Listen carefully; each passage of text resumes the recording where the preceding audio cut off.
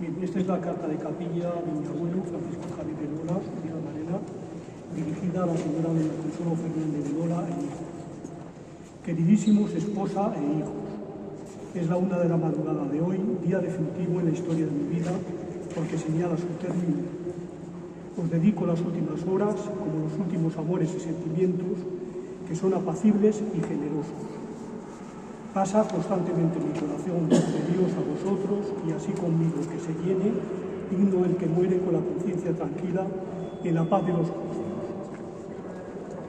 Ya conocéis mi voluntad, la ratifico en absoluto, salvo lo que entenderéis que iban implícitos deseos de venganza. No, liberado de pasiones terrenas, toma ejemplo mi miseria de lo que nos enseñó Cristo y he perdonado a cuantos me hicieron mal, para que Él me perdone. Hacedlo también vosotros por nobleza de corazón.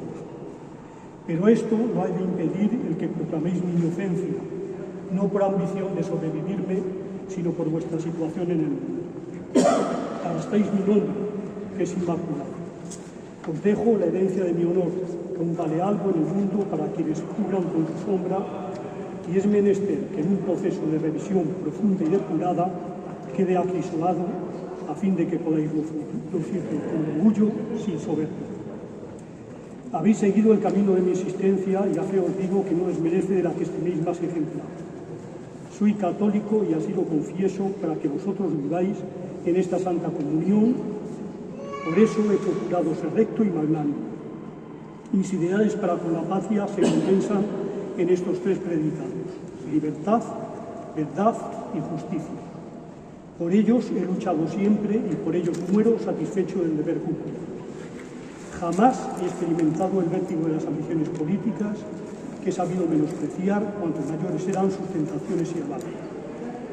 Condeno la tiranía en todas sus formas y abomino de los crímenes y excesos perpetrados por ella. La ausencia de comprensión, cordialidad y de tolerancia ha destrozado España. Y a vosotros, los de las nuevas generaciones, os corresponde rectificar los errores de la nuestra, que no supo gobernar.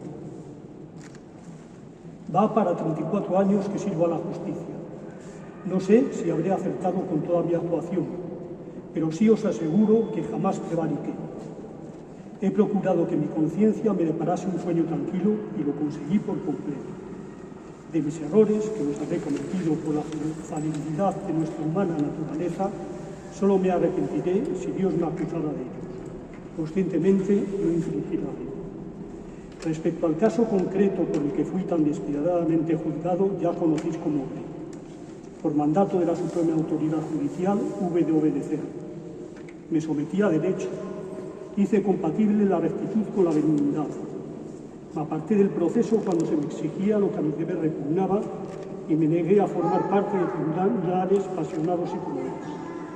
A nadie condené, siquiera a penas leves.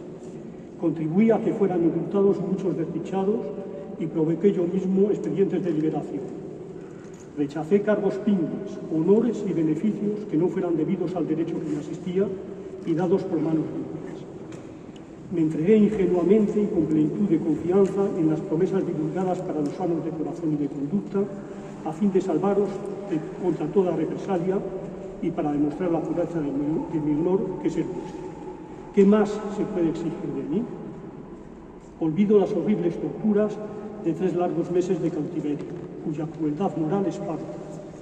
Me queda el dolor de vuestro dolor, pero confío lo apaciguaréis a repasar mis recuerdos y elevar al cielo las oraciones que me dediquéis.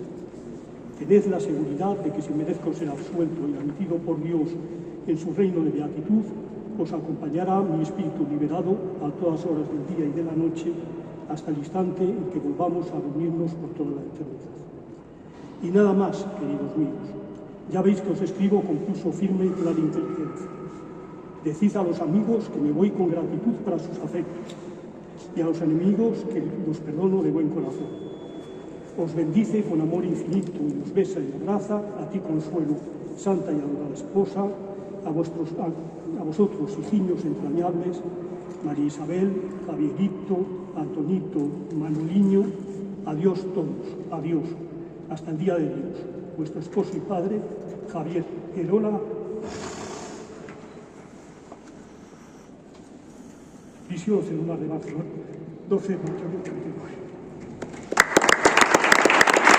Es para nosotros un honor estas dos jornadas de homenaje a Javier Elola, fiscal de la República y que fue ejecutado en el Camp de la Bota de Barcelona, y que es particularmente emotivo este espacio donde seguramente y seguro Javier Elola pasó sus últimos días y sus últimas horas.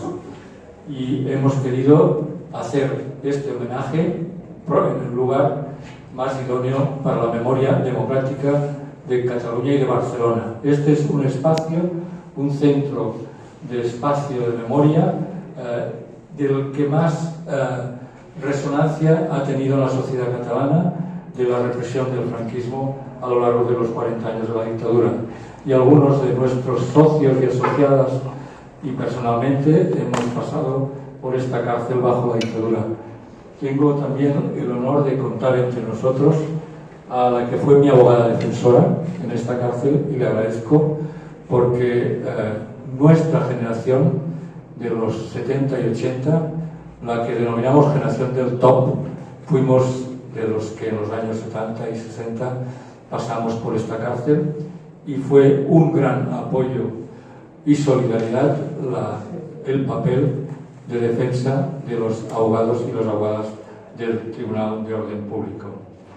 Tendremos que ser muy breves en esta primera etapa de la mañana para tener tiempo de hacer una visita a la cárcel modelo, agradecer a las familias de Javier Elola de haber venido a estos actos y acompañarnos, y también a las personas que nos acompañan de otras entidades como la Fundación Euskaltel, como esperamos otras personas que llegarán, la diputada Silva del Parlamento de Cataluña, y excusar al conseller de Memoria y Justicia, que está representado aquí por el director general del Memorial Democràtic de Cataluña. Y agradezco la presencia entre nosotros de Esther Capella, portaveu del Grup Parlamentari d'Esquerra Republicana de Cataluña, el José Ricardo de Prada, magistrado de la Audiencia Nacional, Begoña López Anguita, magistrada, Luis Carlos Nieto, magistrado, Natalia Fabián, diputada, esperemos, no sé si está en la sala,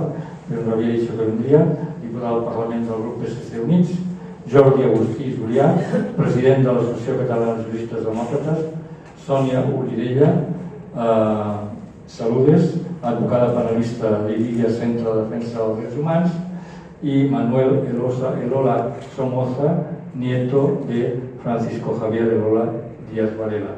Este sería, de alguna manera, la fila cero de los que nos habéis acompañado nos acompañáis en este acto de hoy.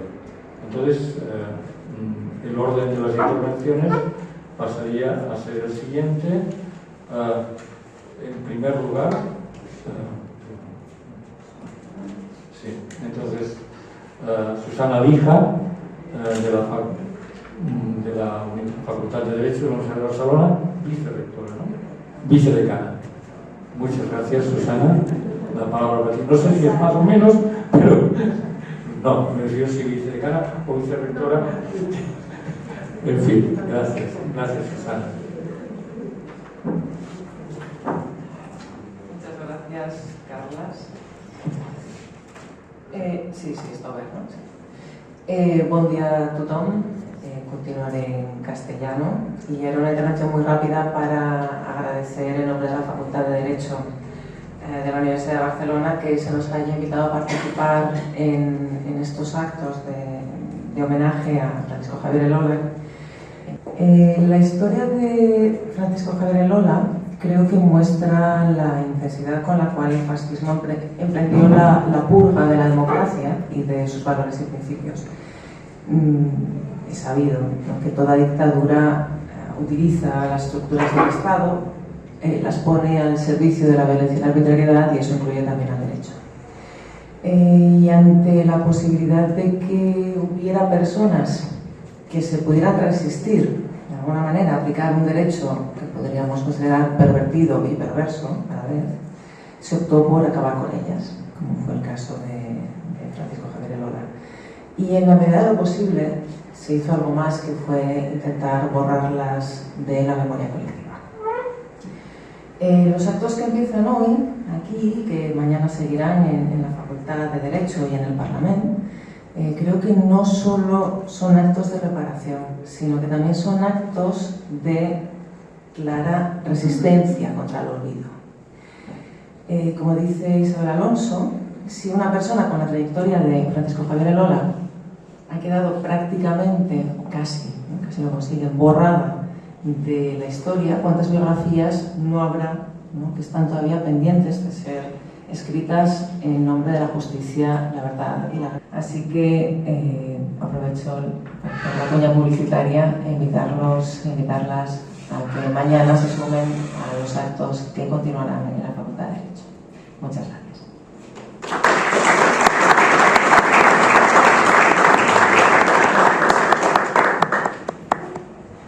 Sí. Muchas gracias, Ana. A continuación tiene la palabra el ilustrísimo señor César Estirado del Cabo, fiscal, coordinador del libro. La verdad es que al entrar en la prisión me ha venido inmediatamente a la cabeza una visita que hice antes del COVID a la antigua prisión provincial de Segovia, que ahora es convertida en Museo de Memoria Democrática. Donde en una de las salas aparecen inscritos los nombres de todos los presos políticos segovianos durante la primera década del franquismo, y entre ellos aparecía el nombre de mi tío y de mi abuelo, y que además mi padre lo pudo ver inscritos esos nombres. Es muy importante que queden vestigios de los centros de represión del franquismo de esta manera, que no suele ser por otra parte habitual en nuestro país. Francisco Javier Elola es una persona destacadísima dentro de la deuda que existe en materia de memoria democrática en nuestro país, que es inmensa.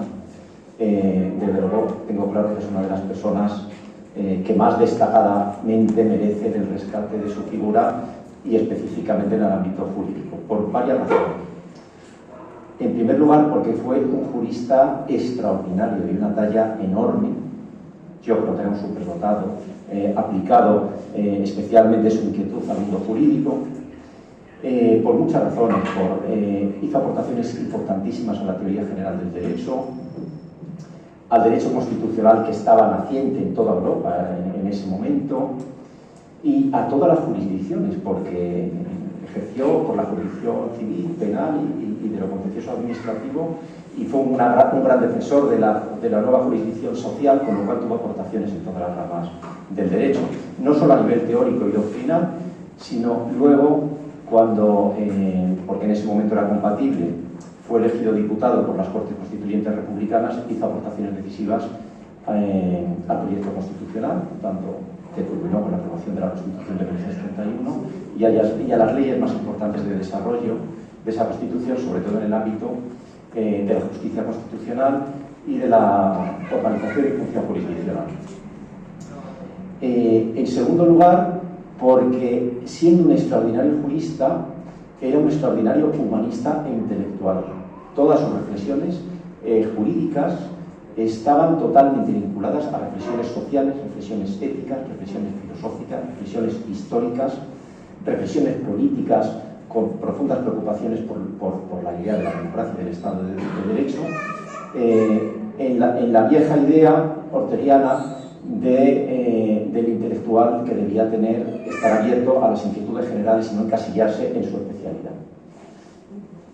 En tercer lugar, porque fue el primer fiscal general de la República, nada más constituirse el gobierno provisional, dada su enorme prestigio, se le nombró fiscal general provisional. Unos meses después dimite y es nombrado magistrado del Tribunal Supremo. Ejerció en la sala de lo civil y de lo contencioso administrativo, llegó a ser presidente de sala. Fue diputado constituyente, porque era compatible en ese momento, como he dicho, con reducciones decisivas en las Cortes Constituyentes. Y lo que es más importante de todo, que culmina toda esa figura, porque Cuando se produjo el golpe fascista, que fracasó, fue nombrado magistrado instructor dentro de la sala sexta de la sala militar para, en primer lugar, dirigir la instrucción de la causa por el delito de rebelión militar en Madrid, señaladamente contra su máximo cabecilla, el general Fanjul. Posteriormente se extiende esa función especial para supervisar en general la instrucción de todas las causas por el delito de rebelión militar, tanto que abarcó en las plazas donde había triunfado el golpe, procesando en rebeldía a los principales generales golpistas, Franco, Mola y Queipo de Llano, como en los casos en que fracasó el golpe y estaban a disposición los cabecillas, como el caso de Madrid o de Barcelona, pues tuvo lugar el procesamiento a presencia. Al acabar la guerra civil, en el año 39 fue detenido en Barcelona, porque por algún motivo decidió quedarse, no exiliarse como otros importantes juristas y magistrados y comprometidos con la República que se exiliaron, y precisamente fue detenido y juzgado en Consejo de Guerra y fusilado como el 12 de mayo, como mañana del 39, en Montjuic, con una parodia del juicio y de sentencia, fundamentalmente porque fue el que tuvo la máxima responsabilidad como magistrado independiente y profesional de juzgar el verdadero delito de rebelión militar que tuvo lugar en 1936. Cuando los rebeldes triunfaron, una de las mayores represiones que hicieron fue procesar por delito de rebelión militar a los que defendieron la República, porque el oponerse al golpe fascista se consideró el delito de rebelión, una perversión brutal, y precisamente por esa participación tan reseñada y tan silenciada, porque no se conoce que dirigió esa instrucción y ese procesamiento de los responsables del golpe militar, fue por lo que de manera inicua no fue ejecutado, sino fusilado, y no fue sentenciado, sino que se ordenó su asesinato en un documento que no era una sentencia, sino que era un panfleto fascista que trataba de justificar el golpe militar y le señalaba cómo que se atrevía a instruir la causa penal por rebelión contra los verdaderos españoles. Por todas estas razones es una persona destacadísima, importantísima, y el hecho de que se haga un homenaje me parece obligado, y por eso les felicito a todos por estas jornadas. Por eso, dos actos de homenaje a mi abuelo, Francisco Javier Elola Díaz Varela, que, como se ha dicho, fue magistrado del Supremo y fiscal general de la Segunda República. En estos agradecimientos tengo que incluir un antecedente, que es a la Fiscalía General del Estado, que fue la que promovió la recuperación de la memoria de Javier Elola, especialmente las personas de su titular, Álvaro García Ortiz, la fiscal Dolores Delgado y el fiscal que tengo el honor de acompañar en la mesa, César Estirado, coordinador del libro de la memoria, así como a la Secretaría de Estado de Memoria Democrática y a todos los autores del libro Memoria de mi abuelo, entre los que está Ricardo de Prada y otros ilustres juristas e historiadores. En estos agradecimientos me tengo que acordar de un amigo mío, que es Javier Vera, forense, que es hijo de un magistrado del Supremo conservador, como mi abuelo. Se podría incluir en la esfera de magistrados conservadores, y ese amigo hizo la Fiscalía General, que se recordará al fin del año.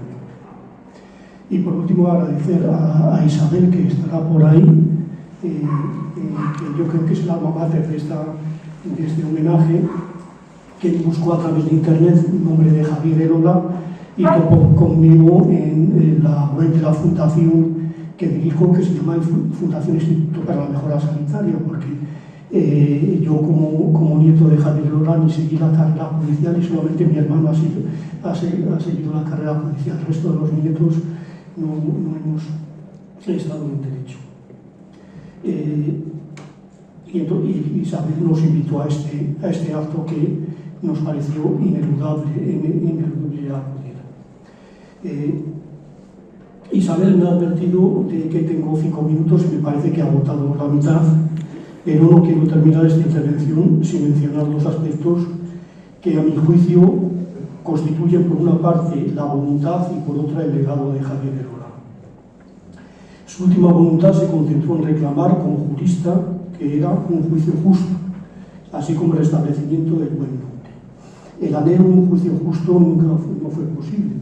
Incluso hay una reclamación de mi tío al tribunal, al Poder Judicial, y le dicen que hay un olvido generalizado y que no se revisaría su juicio. Pero sin embargo, homenajes como este sí que contribuyen, como se ha dicho, a resaltar su figura, igual que la de otros muchos represaliados, y por ello son muy de agradecer. En relación con su legado, esto es una interpretación mía y siempre está condicionada por la ideología de cada uno, que se recoge en la Carta de Capilla, es decir, aquello que nos concierne como ciudadanos del siglo XXI y que en cierto modo nos obliga, o por lo menos a mí me obliga a transmitirlo a mis hijos y nietos. Creo que se puede condensar en 2 ideas. Uno es que en esa carta señalaba que la ausencia de comprensión, cordialidad y tolerancia había destrozado España y encargaba a sus hijos, que denominaba a las nuevas generaciones, y al rectificar los errores de la nuestra, que no supo gobernarla, refiriéndose a los errores que se habían cometido en el tiempo de la República y a España. Si siguiéramos su ejemplo, deberíamos contribuir, a mi juicio, a evitar la creciente polarización política y social que se está produciendo no solamente en nuestro país, sino también en el mundo que nos está tocando vivir.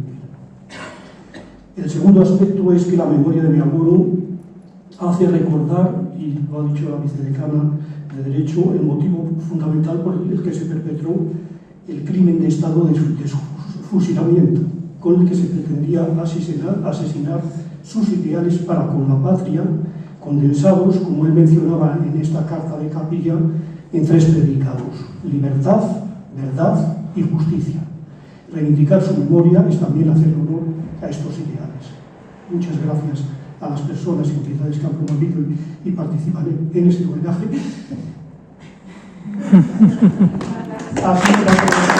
Debo disculparme porque emocionarme no significa nada. Dice que Hitler lloraba con Wagner.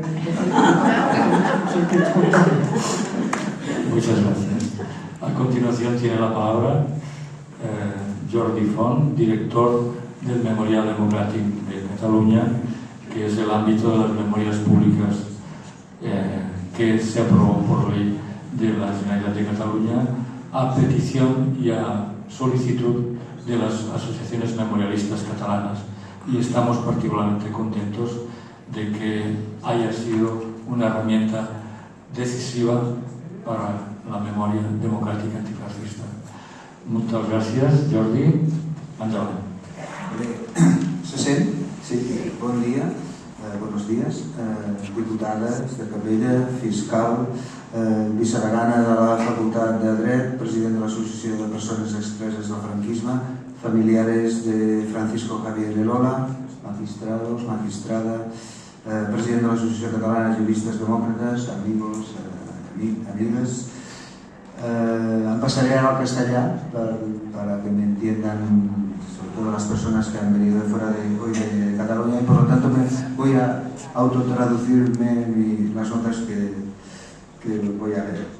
Hoy nos reunimos en este lugar tan emblemático para el antifranquismo, un movimiento diverso y plural, y me estoy refiriendo aquí precisamente a la Model, ¿no? A esta cárcel.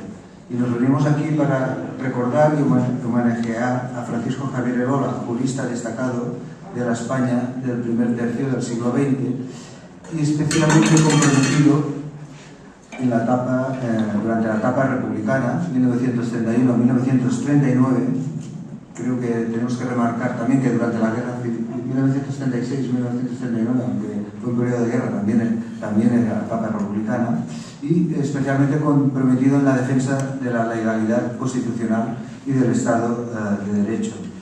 Un periodo republicano que, como se pueden imaginar, no debía ser fácil mantenerse firme en la defensa de estos principios, por otro lado, esenciales en la estructura de todo Estado democrático. Una rebelión cívico-militar, y también insisto en el concepto, en el concepto de cívico, porque no solo fue una insurrección de una parte del ejército español, sino también que había una sólida trama civil involucrada en el golpe de Estado del 18 de julio. Y, como saben, al golpe de Estado, de cierta manera fracasado parcialmente, pues le siguió un hundimiento parcial de las instituciones republicanas y el inicio de una guerra civil con conexiones geopolíticas de gran magnitud. Y además a todo esto se añadieron diversas experiencias revolucionarias en la retaguardia republicana que pusieron en cuestión pues, a las mismas instituciones republicanas y a su orden constitucional. En aquellas circunstancias convulsas, el OLA, el fiscal del OLA, se mantuvo leal al Estado de Derecho que encarnaba la República de 1931. Y lo hizo porque se mantuvo alineado con la defensa de la democracia, pero también porque los argumentos jurídicos, como ya se ha comentado, como ya han comentado las personas que han hablado antes que yo, pues porque él consideraba que los argumentos jurídicos de los golpistas de 1936 eran y son insostenibles. Esta postura le costó la vida, fusilado justamente en el Camp de la Bota, después de ser sometido a una parodia, como ya se ha comentado, judicial.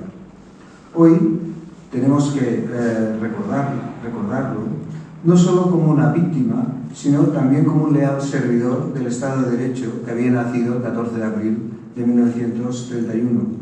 Conmemorar el asesinato de Francisco Elola es hoy muy importante, sobre todo porque pone en evidencia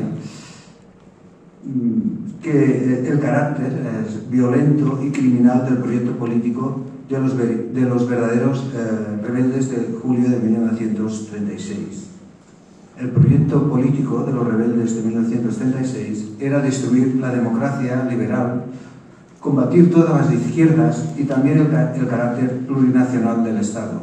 Y para hacerlo, no se ahorraron el uso de la violencia extrema, en sintonía con los fascismos que habían logrado el poder, por ejemplo, en Italia o Alemania. Se calcula que después de abril de 1939, unas 50.000 personas fueron ejecutadas por el régimen franquista, que se sumaban a las 100.000, más o menos, que habían sido asesinadas en la retaguardia franquista durante la guerra. Una auténtica masacre que tuvo el carácter de, podríamos decir, de aniquilación, una aniquilación sistemática de los adversarios políticos. Los adversarios políticos, desde la óptica de los golpistas del 18 de julio, pues podríamos decir que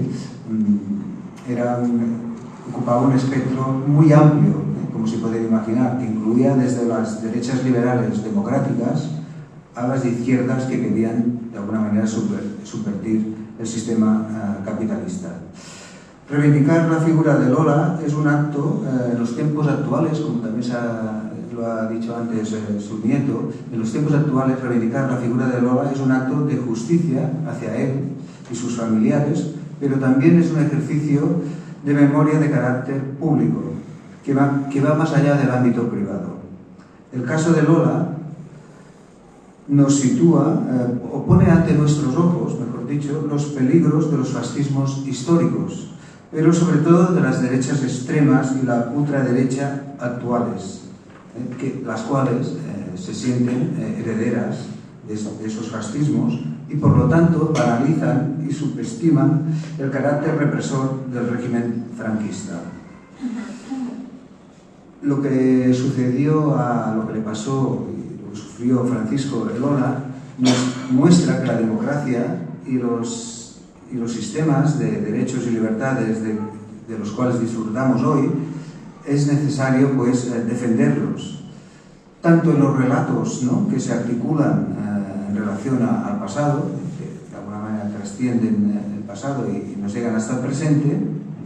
No, por ejemplo, no se pueden permitir operaciones negacionistas, ¿no?, de los crímenes de los fascismos y entre ellos el franquismo, pero también en el mismo presente tenemos de alguna manera que tener una actitud firme cuando vemos que incluso en países muy poderosos actualmente se subestima el Estado de Derecho y todo lo que ello representa. Elola y su comportamiento ético es, por lo tanto, indisociable de la preservación de la democracia en el presente.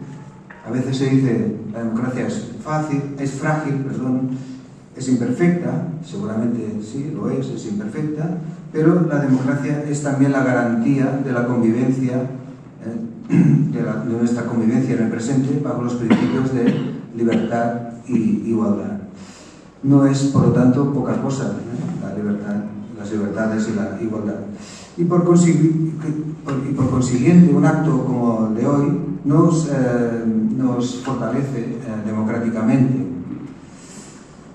Una tarea, por lo tanto, que tiene entre sus deberes el Memorial Democràtic, de preservar la memoria de la democracia o de las luchas por la democracia en nuestro pasado reciente. Frente a lo que consideramos, por lo tanto, injusto, no tenemos elección. La defensa de la democracia y de aquellos que asumieron esta defensa, como lo hizo Francisco Javier Elola. Es decir, para mí pues ha sido un placer poder colaborar en este acto desde el Memorial Democràtic y poder homenajear y continuar hoy, esta tarde y mañana este homenaje a Francisco Javier Elola. Muchas gracias.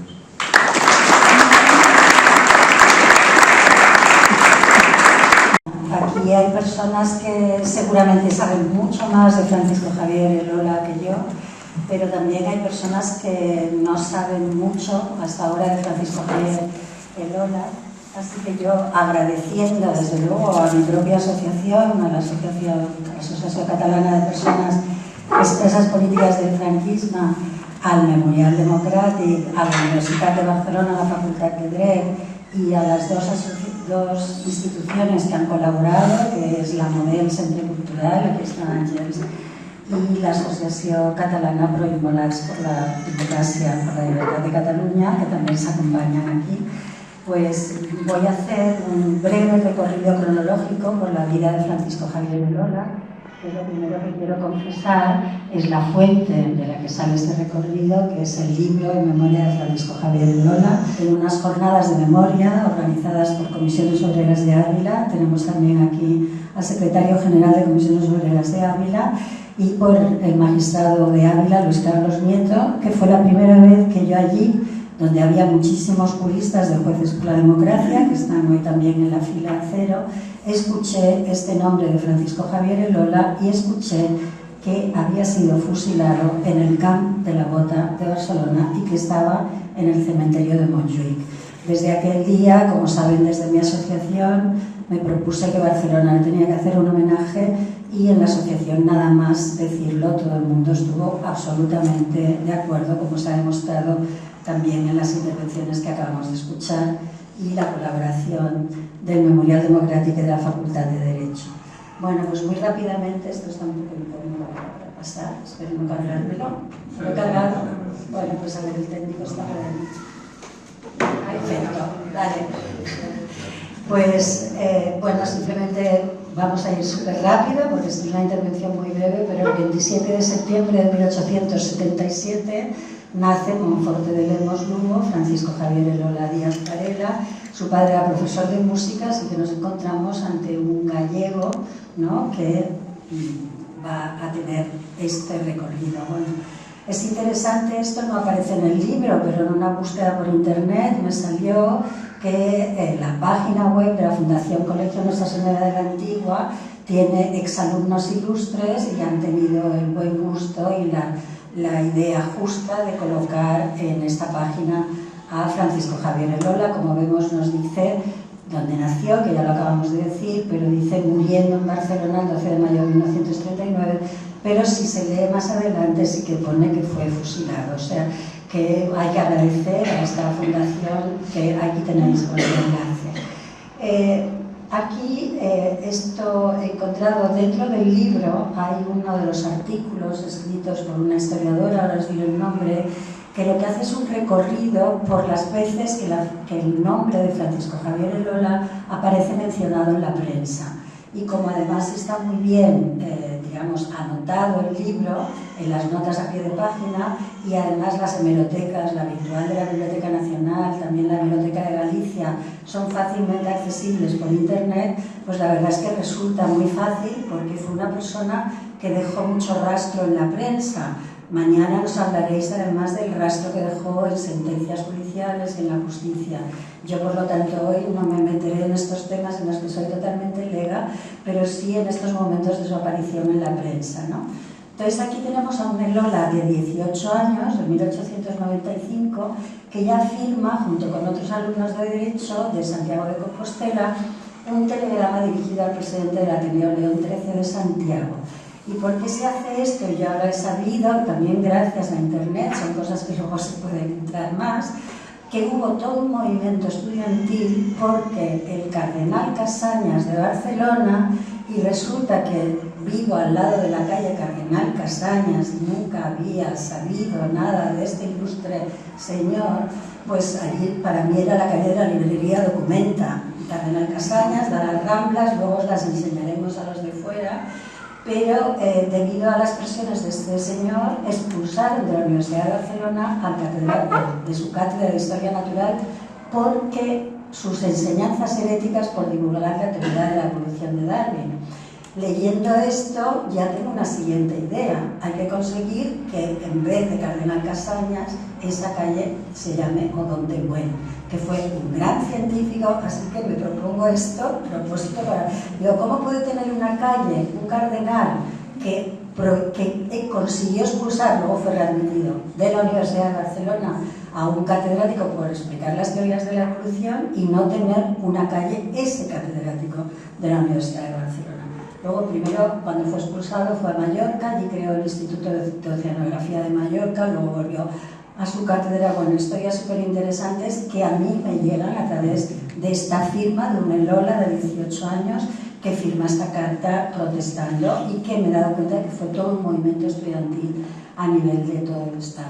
Bueno, pues también ya en la universidad hacen un periódico con 4 ejemplares porque los copiaban a mano. Y esto también aparece, bueno, en Vigo Juvenil, porque después uno de estos fue el director del Diario de Vigo. También en la prensa sabemos que a los 20 años recibió el grado de licenciado en Derecho, y también por la prensa sabemos que Francisco Javier Elola se desplazó a Madrid para ser pasante de Pi y Margall. O sea, una vez que terminó el Derecho, se desplaza a Madrid y fue pasante de Pi y Margall hasta la muerte de este.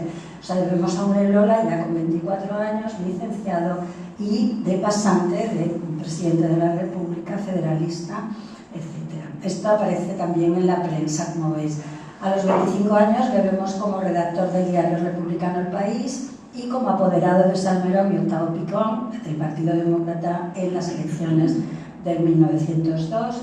Aquí en 1905 vemos que aprueba la oposición a la carrera judicial, lo tenemos ahí en el Correo de Galicia con la lista de los nuevos jueces, siguen otros detrás, pero bueno, he cortado, este PowerPoint es todavía más pesado, digamos, pero he cortado mucho para que vayamos viendo rápidamente, pero he dejado el completo para, si queréis leeros todas las noticias largas, ¿no? En 1905, con 28 años, es nombrado juez municipal de Vigo. En el 1906, con 29 años, es nombrado juez de primera instancia de Luarca, donde estará hasta diciembre de 1908. Y en diciembre de 1908 vuelve a Galicia para ser juez de Sarria-Lugo.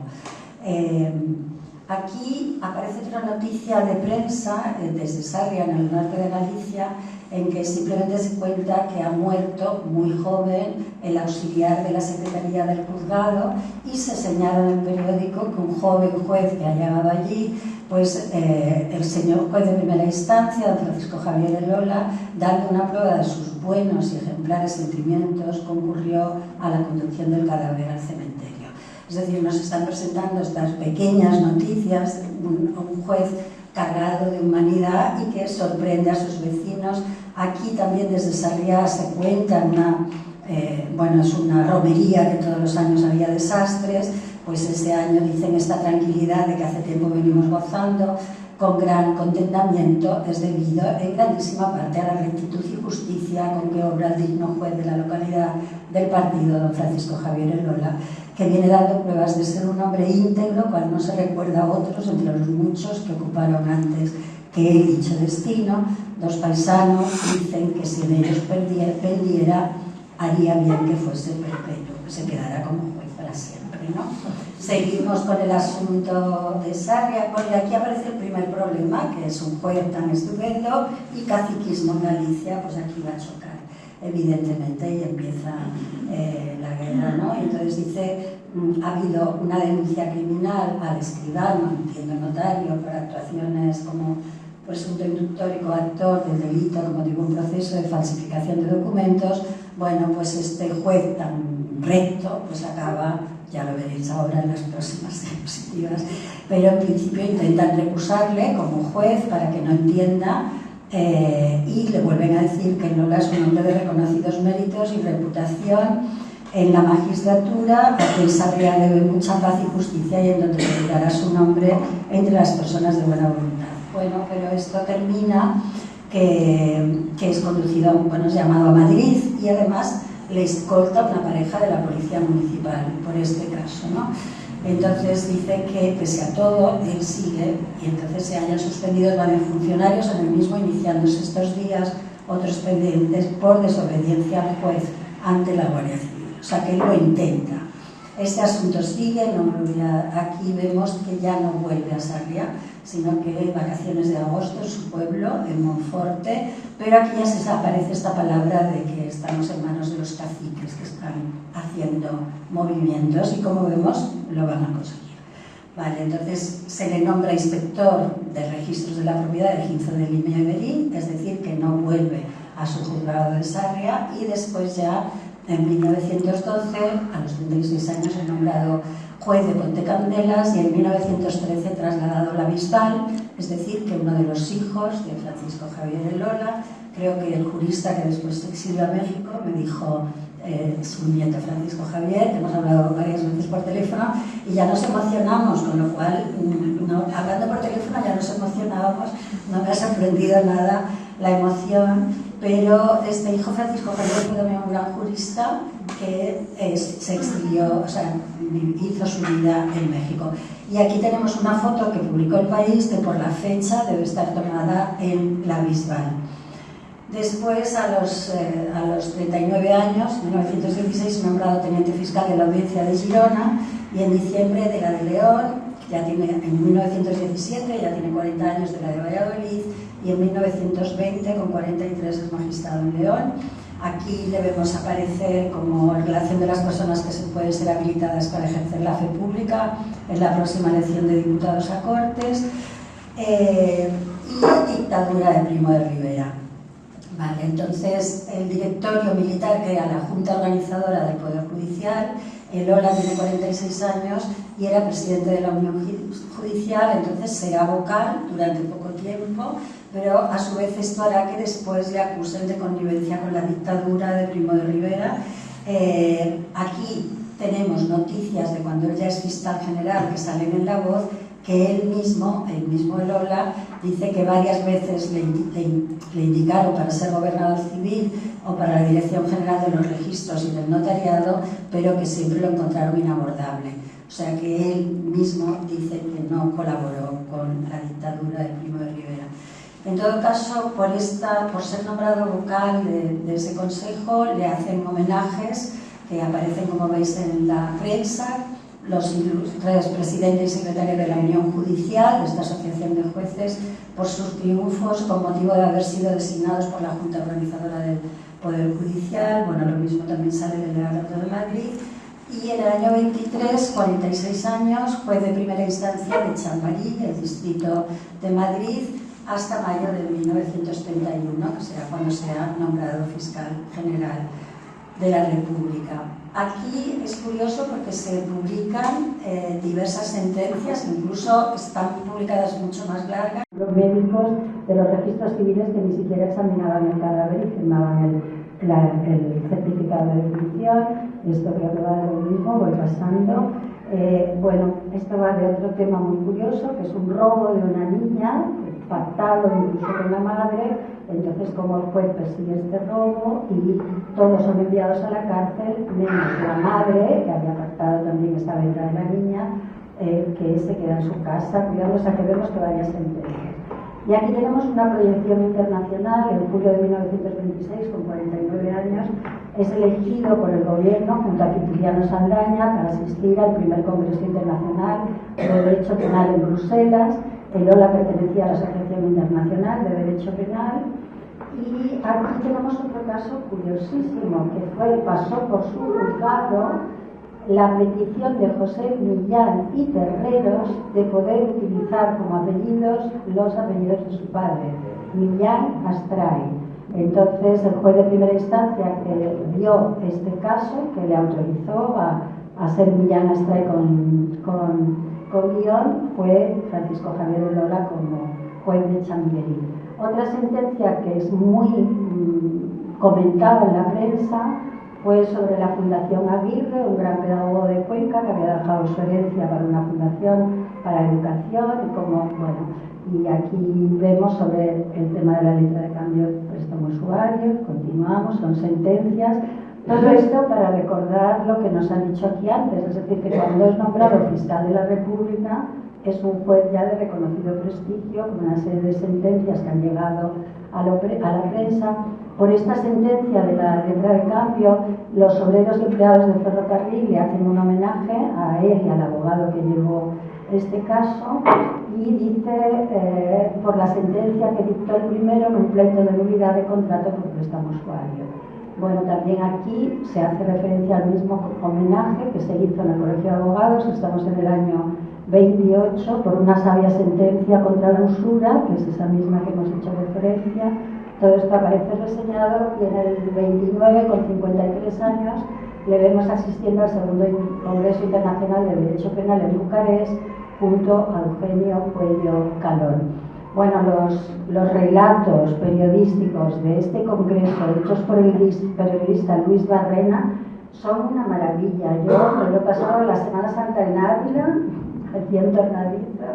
He estado sumergida en esta hemeroteca gracias a ese artículo y son estupendos estos artículos que recorren este viaje. Aparte de me he enterado cosas que por Rosana me habían llegado de toda la justicia internacional, del derecho internacional público, de cómo se va construyendo, por ejemplo, en estos congresos. Bueno, pues os recomiendo esto. Aquí vemos en el día gráfico que con 53 años participa en el Congreso de la Sección Española de la Unión Internacional de Abogados en Madrid, y dice uno de los jueces más cultos con que cuenta España, Francisco Javier Elola. Y aquí, curiosamente, le vemos en este mismo congreso, tengo aquí deprisa, y aquí le vemos que entra en debate con Clara Campoamor, que está haciendo una propuesta como abogada para que los jueces que vean casos de menores sean jueces de carrera también. Entonces hay un debate y se nombra una ponencia compuesta por la señora Huici, la señorita Campoamor y el señor Elola.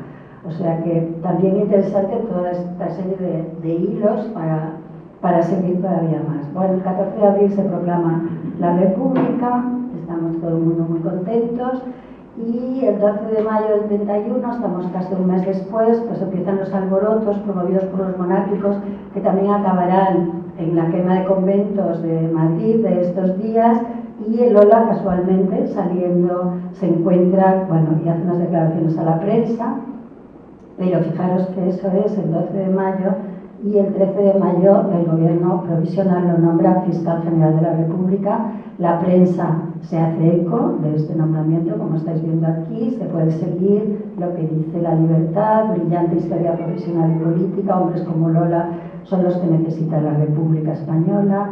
En La Nación también lo presentan. En La Voz, él no había hecho declaración de esos días antes. Voy pasando muy rápido. Vale, y el 16 de mayo toma posesión del cargo de Fiscal General de la República. La prensa se sigue haciendo eco. Aquí hablan de señoritas que acuden muy elegantes, como es que todo esto es muy interesante. Vemos... y bueno, aquí lo tenemos ya como Fiscal General de la República, y resulta que una de las primeras personas a las que recibe como fiscal es al abogado de Barcelona, José María Pou Sabater, que le pide una entrevista que concede, y es el abogado que actúa en nombre de don Francisco Galán, hermano de Fermín Galán, que se había sublevado en Jaca antes de tiempo, perdón, pero resulta que si no hubiéramos tenido también la República de los Capitanes, ¿no? Yo pensaba igual que la portuguesa, ¿no? Si hubiera empezado bien ese golpe, pero no solo que se entrevista con su abogado, sino que al día siguiente, creo que es el día siguiente, hace un comunicado de prensa: en los primeros días de la semana próxima promoveré una importantísima querella. Con ella se intentará liquidar la responsabilidad de orden político, penal, de los regímenes anticonstitucionales precedentes, de tal modo que queden satisfechas las ansias de justicia de la opinión sinceramente democrática para obtener en su día las sanciones procedentes. También prestará esta Fiscalía su adhesión a las querellas particulares que lo merezcan en su índole, recibiéndolas como propias a los efectos de su gestión ante las jurisdicciones competentes. No me equivocaré si aludo entre ellas a la formulada por la familia de Fermín Galán, mi llorado amigo, que por mi parte hará extensiva la vindicación de otro mártir, García Hernández. Bueno, homenaje, ahora empiezan los banquetes de homenaje, sobre todo por parte de la colonia gallega en Madrid. Entonces, bueno, tenemos todos los que hablan, etcétera, en el homenaje, todas las maravillas que dicen de Lola, los gallegos de Madrid, señor Lola se emplaza ante el pueblo, y aquí le tenemos que una querella, dice, la designación de un juez especial para que prenda la querella contra don Juan March. Veis que todas las cosas va viendo la trayectoria.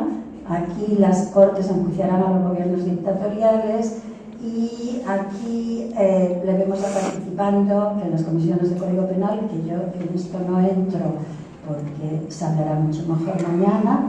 Y aquí viaja a Monforte para presentarse a las elecciones a las Cortes Constituyentes. Estas elecciones se realizarán, Lola ganará su plaza de diputado, pero se tendrán que volver a repetir por actuaciones del caciquismo. Ya estoy terminando. Hace declaraciones que está a favor del divorcio.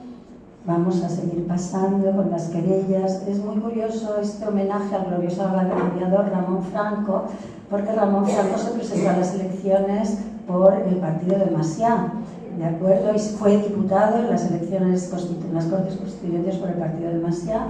Y como también era gallego, también en un banquete homenaje está también el Fiscal de la República, que dice unas palabras. Aquí vemos todo el follón de las elecciones en Lugo, que llegarán a repetirse, y cuando se repiten las elecciones es elegido diputado a Cortes Constituyentes por el Partido Radical de Lerroux. Seguirá una trayectoria parecida a la de Clara Campoamor, que después abandonará su obediencia también al Partido Radical de Lerroux y pasará a ser diputado independiente. Aquí triunfa en Lugo el Fiscal de la República, después de la... Vale, pasamos todo esto. Vale. Y aquí, todo este lío de las elecciones hacen que ponga a disposición del Ministro de Justicia su cargo como Fiscal General, y es bimensual, no está mal, o como el juicio sobre el pago de alquileres, en que apoya a los inquilinos que no podían hacer frente al pago o a la subida e impedía los desahucios. Y en julio del 33 se elige por primera vez democráticamente el presidente del Tribunal Supremo, entre los jueces, entiendo, ya nos contarán, y el Lola preside la asamblea encargada de designar la terna para el nombramiento del Supremo. Aquí tenemos la foto de ese día. Aquí dejó definitivamente, y se disuelven las Cortes las Cortes Constituyentes, en las que Lola ha tenido mucha participación, pero lo sabremos mañana, y Lola deja de ser diputado. Elecciones a las últimas elecciones de la República, colabora en el periódico de La Libertad, en la Comisión de Justicia. Vale. Aquí vamos a ir pasando, perdón, aquí las últimas elecciones, la Sala del Supremo, bueno, hubo cambios durante el bienio conservador que se revierten, y aquí le vemos en lo que ya se nos ha explicado antes como juez especial para instruir la causa del Arroyo en la capital. Seguimos. El 17 de agosto de 1936 se fusila en Madrid al general Fanjul.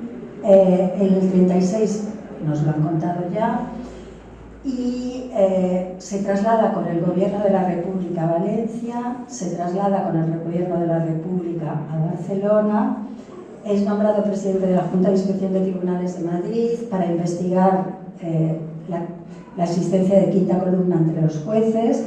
Aquí esto es muy interesante, porque pues no el técnico, por favor. Vale, gracias. Bueno, presidente de la Junta de Inspección Tribunal de Cataluña. Esto es muy importante porque él, como presidente de esta Junta de Inspección, va a decir que por sus ideas no se puede juzgar ni expulsar a nadie de la carrera judicial, y que estos señores que han sido investigados por el SIM, lo único que han sido investigados son sus ideas, no sus actuaciones. Y esto va a ser importante porque, por lo tanto, no se les va a condenar como miembros de la quinta columna, pero sin embargo le van a dejar solo a él, muchos de estos, no todos, cuando se le juzgue a él. Bueno, el ejército franquista entra en Barcelona, Lola en febrero del 39 se le detiene y es enviado a prisión. Estamos en el lugar al que fue enviado. Aquí se señala en un periódico en inglés que editaba la República en Londres como Names of Prominent Persons Already Arrested, don Javier Lola, juez del tribunal. Bueno. Y el Consejo de Guerra, ya sea ese 13 de marzo del 39, se le juzga junto a Fernando Berenguer de las Cajigas, que he visto que tiene un bisnieto enseñando en una universidad inglesa, que de vez en cuando pone una foto de su bisabuelo, y a Pedro Rodríguez Gómez, auditor. Testifican a su favor José Castanta de Tobeñas, que los juristas aquí lo conocerán mucho, Felipe Uribarri Mateos, que fue condenado a 12 años de prisión, Rafael Señantía, Citalecio Sánchez García, José Ramiro Venezuela, pero sí que no le dejan solo y no testifican a su favor, y él la recurrirá a este acto. De todas maneras, la sentencia será la condena a pena de muerte. Apela, y el Consejo de Guerra se realizó paralelamente al proceso al general José Aranguren Roldán, que también nuestra asociación ha participado en homenajes, y ha habido una conferencia interesante sobre memoria histórica de la Guardia Civil en la Guardia Civil aquí, de un historiador muy compañero de nuestra asociación. Y este general es fusilado y el Alto Tribunal de Justicia mantiene los hechos, le condena a muerte. Además, una sanción económica a la familia, se le embargan 18.000 pesetas, después serán devueltas a la familia porque se pone un tope de 25.000, y aquí tenemos los que firmaron la condena a muerte. El 12 de mayo de 1939, a las 5 horas, es asesinado en el Camp de la Bota junto a Fernando Berenguer de las Cajigas y Pedro Rodríguez Gómez. Y aquí aparece la revista falangista Proa. En la madrugada de ayer, en el campo de la Bota, se han cumplido las sentencias dictadas por el tribunal contra el exfiscal Javier Lola, el exgeneral Berenguer de las Cajigas, el exauditor Pedro Rodríguez y el periodista Carrasco de la Rubia. Sus restos permanecen, ahora lo sabemos, gracias a Cementerios de Barcelona. Marta Ladrén, la encargada de comunicación, nos ha prestado mucha ayuda para localizar el nicho. Aquí están las personas que lo localizaron de la Asociación Pro Inmolados por la Libertad de Cataluña, que nos acompañarán mañana al cementerio, en el cementerio de Montjuïc, que está en este nicho, segundo piso de la vía de Sant Jaume. Aquí queda una cosa a averiguar, que es los que no terminaron en la fosa común y terminaron en los nichos, tiene que haber alguna actuación de una persona. Pasó con el presidente Companys, que ha estado en el nicho hasta el 83, de una sirvienta de su casa. Entonces Aquí tendríamos que averiguar esta historia junto con la familia. Por mi parte, nada más, muchas gracias y ahora seguimos con la visita.